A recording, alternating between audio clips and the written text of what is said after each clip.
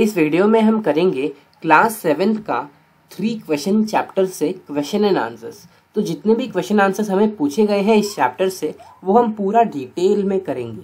तो स्टार्ट करते हैं बिना किसी देरी के और आपको अच्छे से समझ आ जाएगा।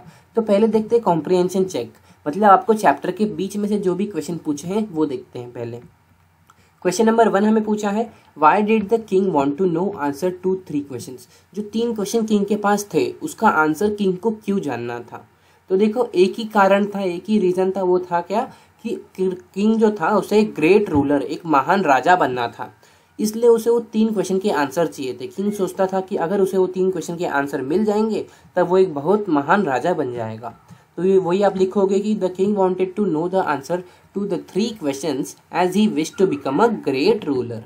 तो सोचो ये एक ही वर्ड है, ये एक ही वर्ड है, बस आपको याद रखना है कि उसे एक अच्छा राजा बनना है। उसके लिए आपको पूरा एग्जाम में 1 मार्क मिल जाएगा। ठीक है, अब नेक्स्ट देखते हैं। नेक्स्ट क्या दिया है, messengers were sent through out the kingdom.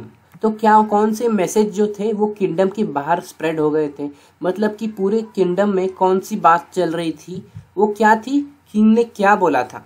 तो वही हमें इन 4 ऑप्शन में से देखना है। फर्स्ट ऑप्शन क्या दिया है, टू फेच वाइसमैन, वाइसमैन को ढूंढने के लिए क्या, नहीं। उसके बाद to find answer to the question, हाँ ये सही है कि किंग का क्या था, जो किंग का 3 क्वेश्चन था उसका आंसर उसको जानना था, इसलिए उसने वो पूरा घोषणा करा दिया था कि इस क्वेश्चन का आंसर क्या हो सकता है। उसके बाद to look for the wise hermit, नहीं। उसके बाद to announce a reward for दोस्त, तो ये भी नहीं। मतलब क्या है, ऑप्शन बी ही हमारा करेक्ट है। तो आप इधर लिख दोगे आंसर में to find the answer to the questions. ठीक है, अब नेक्स्ट देखते हैं। नेक्स्ट अभी इन टेक्स्ट पूछा है, क्या पूछा है, question number 1 many vice main answered the king question. अब देखो जो ब्लैंक छोड़ा है वो हमें चैप्टर का लाइन जो है कंप्लीट करना है। जो बहुत सारे वाइसमैन थे किंग को क्वेश्चन का आंसर दिए, लेकिन किंग क्या था, किंग सेटिस्फाइड नहीं था उनके आंसर से, मतलब किंग खुश नहीं था उनके आंसर से, क्योंकि क्या थे, सबके आंसर अलग अलग थे।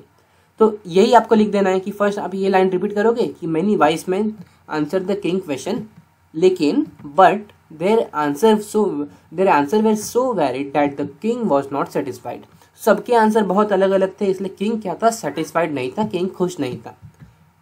उसके बाद someone suggested that there should be a council of wise men. तो कुछ लोगों ने क्या बोला था कि क्या होना चाहिए, एक काउंसिल होनी चाहिए एकदम अच्छे लोगों की, समझदार लोगों की, जो क्या कर सके वही हमें लिखना है इस ब्लैंक में। तो क्या हो जाएगा, वो क्या कर सकते हैं, जो भी मतलब किंग अपने अंडर कुछ ऐसे लोगों को रख ले जो बहुत सारी जानकारी रखते हो, तो राइट टाइम पे वो क्या कर सके, उन्हें सही डिसीजन दे सके। तो someone suggested that there should be a council of wise men to help the king act at the right time. तो सही टाइम पे जो भी काम करना चाहिए वो बताने के लिए कुछ जानकार लोग उसके आसपास रहने चाहिए। कुछ लोग ने ऐसा बोला था। ठीक है, उसके बाद नेक्स्ट देखते हैं। Someone else suggested that the king should have a time table. कुछ लोगों ने क्या बोला था कि किंग के पास एक टाइम टेबल होना चाहिए, एक टाइम टेबल होना चाहिए। अब इसके आगे जो ब्लैंक दिया है वो हमें कंप्लीट करना है।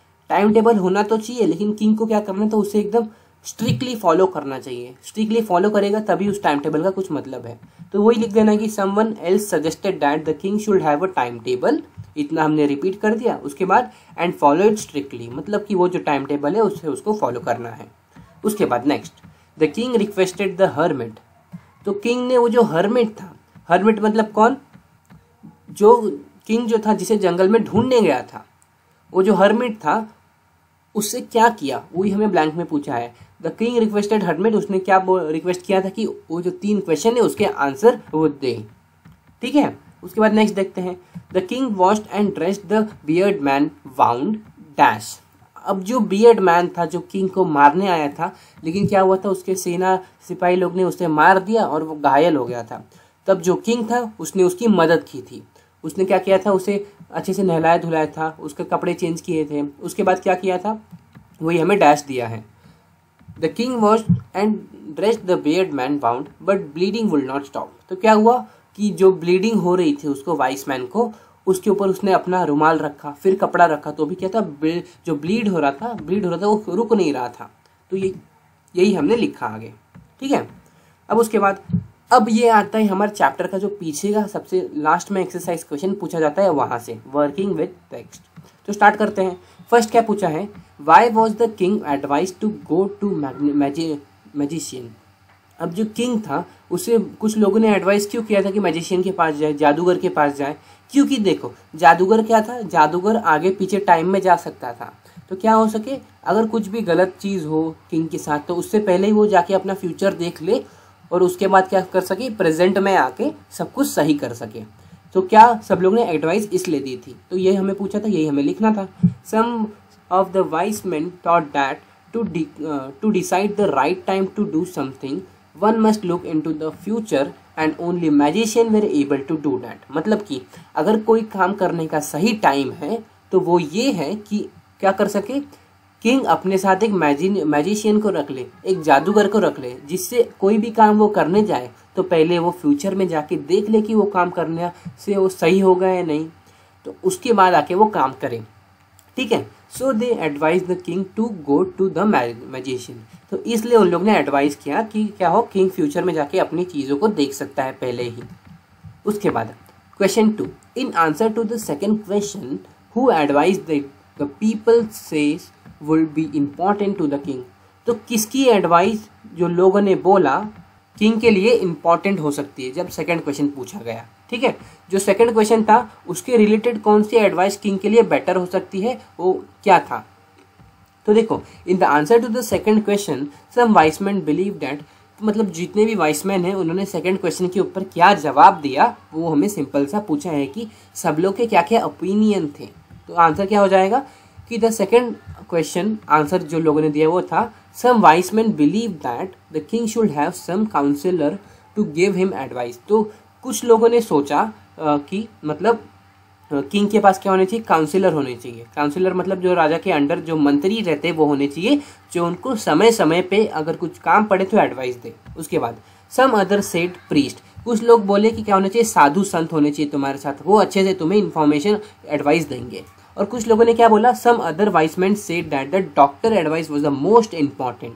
तो मतलब कुछ लोगों ने बोला कि तुम इन लोग की सलाह मत लो, तुम डॉक्टर की सलाह लो, डॉक्टर एक इम्पॉर्टेंट एडवाइस देंगे, बहुत अच्छी एडवाइस देते हैं वो। और क्या था, and yet other believe that the soldiers were the most important. अब कहते हैं कुछ लोग बोलते थे कि जो आर्मी है उधर के जो सोल्जर्स है वो मोस्ट इंपॉर्टेंट है, उनकी एडवाइस तुमको सुननी चाहिए, उनकी बात तुमको सुननी चाहिए क्योंकि तुम्हें वो लड़ाई में मदद करते हैं। तो ये कुछ लोगों ने बोला था सेकंड क्वेश्चन के रिलेटेड। अब क्या है, what suggestion were made in the answer to the third question. अगर समझो आपका एग्जाम में ये चैप्टर हुआ नहीं है तो क्या करने का, ये सेकेंड और ये थर्ड, ये क्वेश्चन बहुत बार पूछा जाता है, ज़्यादातर यही क्वेश्चन पूछा जाता है, सेकंड या थर्ड एडवाइस क्या थी। तो आप इसको रट के जाना या अच्छे से करके जाना। ठीक है, तो क्या था, suggestion were made in answer to the third question. तो क्या क्या सजेशन दिए गए थे, मतलब सब लोग ने क्या क्या सजेस्ट किया था थर्ड क्वेश्चन के रिलेटेड, जो थर्ड क्वेश्चन पूछा गया था कि क्या है, कौन सी सबसे इंपॉर्टेंट थिंग है जो चीज़ है करने के लिए। What is the most important thing to do, ये थर्ड क्वेश्चन पूछा गया था। तो इसका आंसर में सब लोग ने क्या क्या बोला था, वाइसमैन लोग ने क्या क्या बोला था वो हमें बताना है।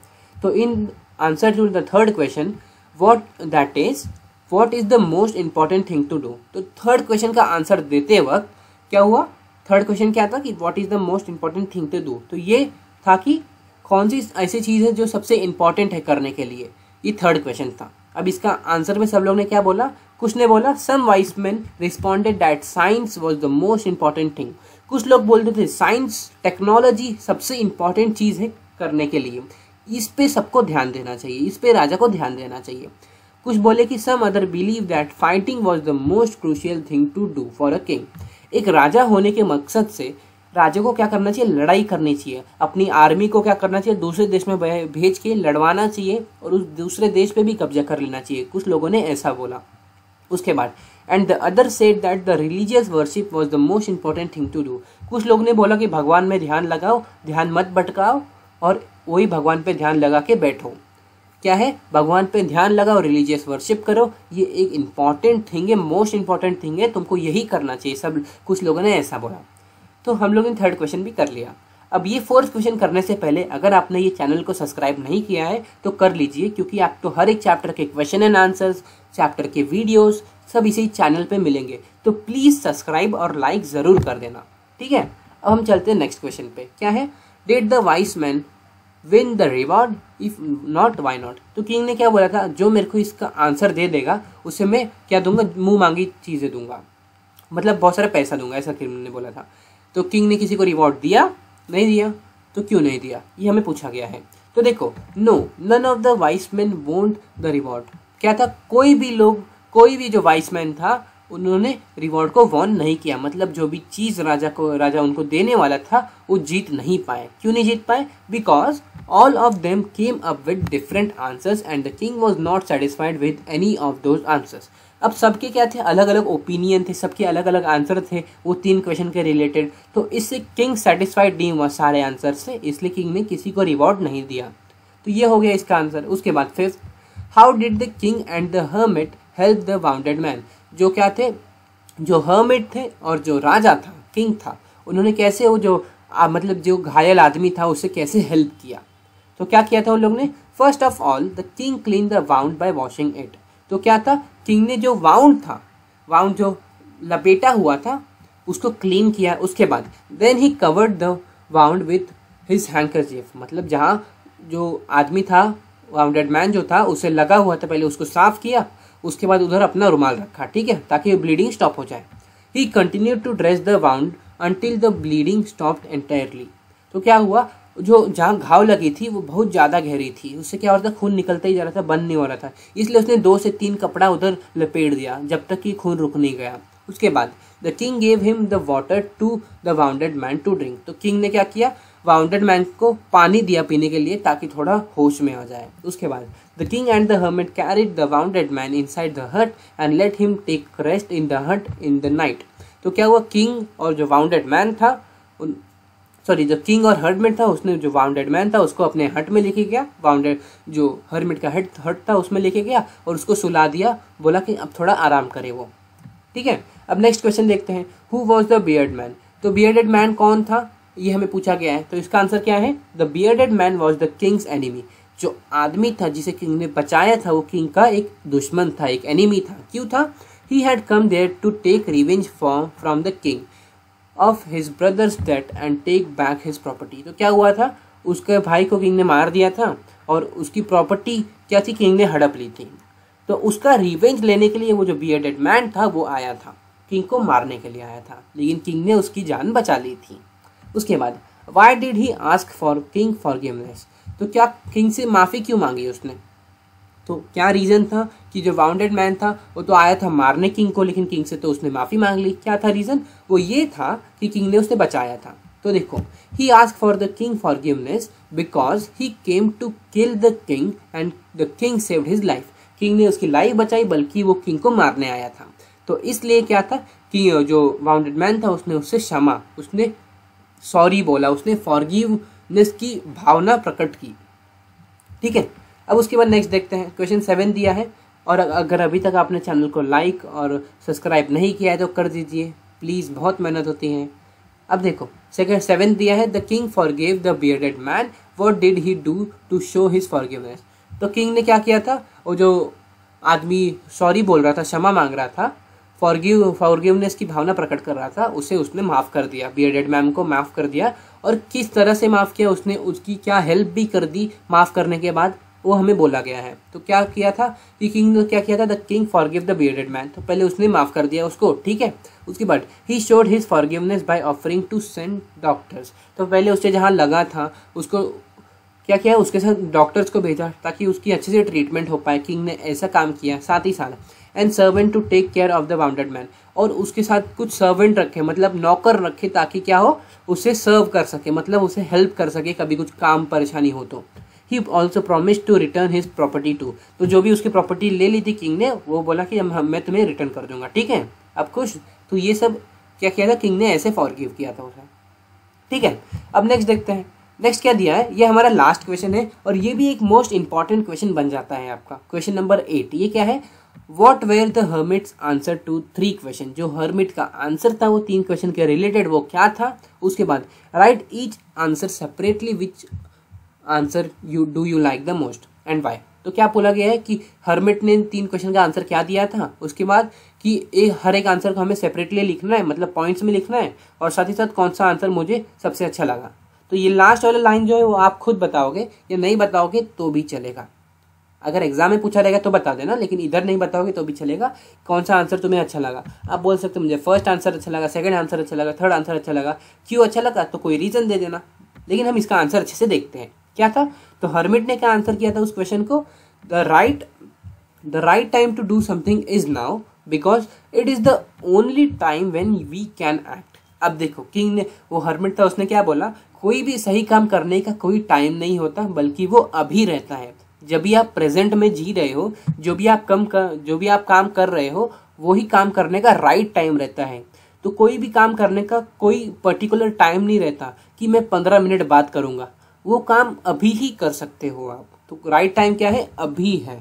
ठीक है, फर्स्ट ये उसने हर्मिट ने ऐसा बोला। सेकंड क्या था, the most important person is you, the person you are with at a particular moment. मतलब अगर समझो कि आप चाय पी रहे हो और बाहर से आपका कोई दोस्त आ गया, तब उधर आपका मोस्ट इंपॉर्टेंट पर्सन कौन है, मतलब मोस्ट इंपॉर्टेंट पर्सन आपके लिए उस टाइम पे कौन है, जो आपके साथ दोस्त आया है। क्यों है, क्योंकि क्या है, वो आपके साथ है अभी। तो जो भी लोग आपके साथ हैं अभी इस समय पर, हाँ, तो वो ही आपके लिए मोस्ट इंपॉर्टेंट पर्सन है, क्योंकि हमें पता नहीं कि फ्यूचर में क्या हो सकता है।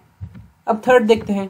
थर्ड क्या है, the most important thing to do is to do good to the person because we are here on the earth for the purpose alone, that purpose alone. अब क्या है, जो जिसके साथ भी अभी हम लोग हैं, तो उन्हें क्या करना चाहिए, उन्हें उनके साथ अच्छे से रहना चाहिए। और क्या करना चाहिए, most important thing to do is to, क्या करना चाहिए, जो सामने वाला जो इंसान है उसके साथ हमें अच्छा व्यवहार करना चाहिए, उसे गिल्टी नहीं फील कराना है, उसे बुरा नहीं फील कराना है, उसके साथ अच्छे से रहना है, खुद भी अच्छे से रहना है। तो ये है हमारा पूरा चैप्टर का क्वेश्चन एंड आंसर्स। अच्छा, एकदम अच्छे से एक्सप्लेन किया हूँ मैं। अगर आपको वीडियो अच्छी लगी तो लाइक और सब्सक्राइब कर देना, और साथ ही साथ और कौन से चैप्टर्स के आपको क्वेश्चन आंसर चाहिए प्लीज़ कमेंट में डाल देना, और भी सब्जेक्ट की चाहिए तो भी डाल देना।